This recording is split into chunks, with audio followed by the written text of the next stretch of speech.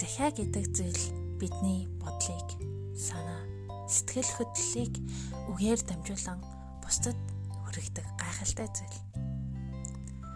Захиа болгон өөрийн гэсэн төвхтэй янз бүрийн замыг туулан хүргэх эзэндээ хүрэн очдог. Хүүхэд байх үедээ хол байгаа ээжээсээ ирэх захиаг тэсэн ядан хүлээн суудаг байснаа сандаг юм. Үг нэг бүрийг нь чандлан уншиж захианы хуудас нэг бүрийг нандинах хадгалдаг байлаа.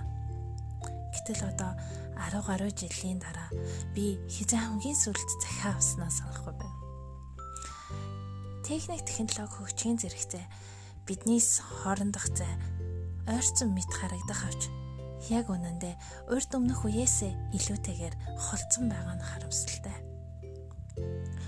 Яг л ийм цаг үед амьдарч байгаа болохоор сонсогч танд энэхүү захиаг хүргэх болсондоо тун таатай байна. Уг захиагаар танд альва ямар нэгэн зүйлийг зааж зааварлах гэсэнгүй. Ямар нэг зүйл гуйж говьших гэсэнгүй.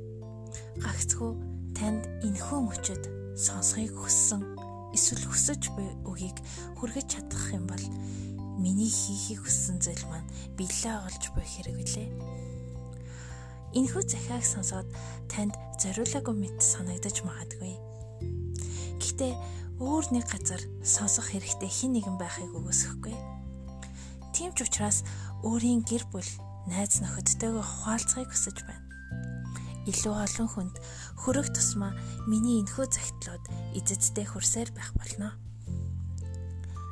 Хамгийн сүүлд нэг зүйлийг сануулхад таалагдлаа гэдэг товчийг дарахад танаас маш бяцхан мэрэлт, харин надад агуу их дэмжлэг болох юм шүү.